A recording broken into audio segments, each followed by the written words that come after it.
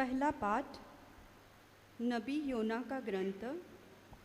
प्रभु की वाणी अमित्तै के पुत्र योना को यह कहते हुए सुनाई पड़ी, उठो, महानगर निनवे जाकर वहाँ के लोगों को डांटो, क्योंकि मैं उनकी बुराई को अनदेखा नहीं कर सकता। किंतु योना ने प्रभु के सामने से भागकर तरशीश के लिए प्रस्थान किया। वह याफा पहुंचा और उसे वहां तरशीश जाने का वाला जहाज़ मिला। उसने किराया दिया और प्रभु के सामने से तरशीश भागने के उद्देश्य से वह नाव पर सवार हो गया। प्रभु ने समुद्र पर जोरों की आंधी भेजी और समुद्र में ऐसा भयंकर तूफान पैदा हुआ कि जहाज़ टूटने को हो गया। मलोहों पर भय छा गया और वे अपने अपने देवता की दुहाई देने लगे। उन्होंने जहाज़ का भार कम करने के लिए सामान समुद्र में फेंक दिया। योना जहाज़ के भीतर भाग में उतरकर लेट गया था और गहरी नींद से सो रहा था। कप्तान ने उसके पास आकर कहा, सोते क्यों हो? उठकर अपने ईश्वर की दुहाई दो।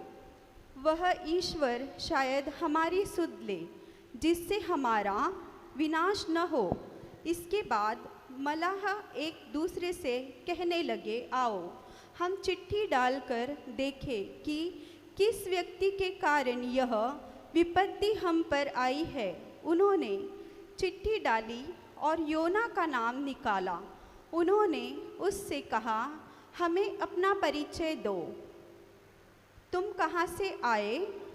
तुम किस देश के निवासी हो? किस राष्ट्र के सदस्य हो? उसने उन्हें उत्तर दिया, मैं इब्रानी हूँ। मैं स्वर्ग के ईश्वर प्रभु पर श्रद्धा रखता हूँ, जिसने समुद्र और पृथ्वी बनाई है। मलाह यह सुनकर बहुत डर गया और उन्होंने उससे कहा, तुमने ऐसा क्यों किया? योना ने उन्हें बताया था कि वह प्रभु के सामने से भाग कर गया था। तब उन्होंने उससे पूछा, हम तुम्हारे साथ क्या करें जिससे समुद्र हमारे लिए शांत हो जाए? क्योंकि समुद्र में तूफान बढ़ता जा रहा था। उसने उन्हें उत्तर दिया, मुझे उठाकर समुद्र में फेंक दो और समुद्र तुम्हारे लिए शांत हो जाएगा, क्योंकि मैं जानता हूँ कि मेरे ही कारण यह भयंकर तूफान तुम लोगों को सता रहा है। इस पर मलाहों ने डांट के सहारे जहाज़ को किनारे तक पहुँचाने का प्रयत्न किया, किंतु वे ऐसा नहीं कर सके, क्योंकि समुद्र में उनके चारों ओर ऊंची ऊंची लहरें उठने लगी।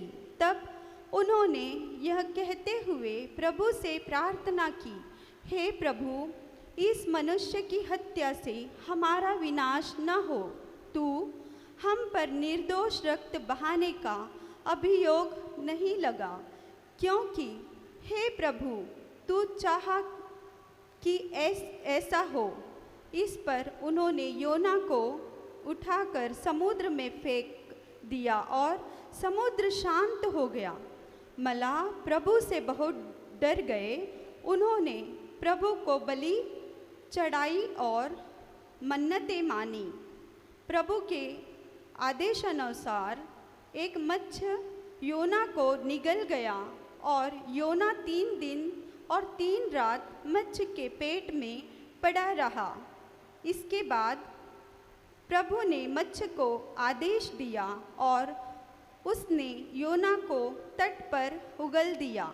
यह प्रभु की वाणी है। ईश्वर को धन्यवाद।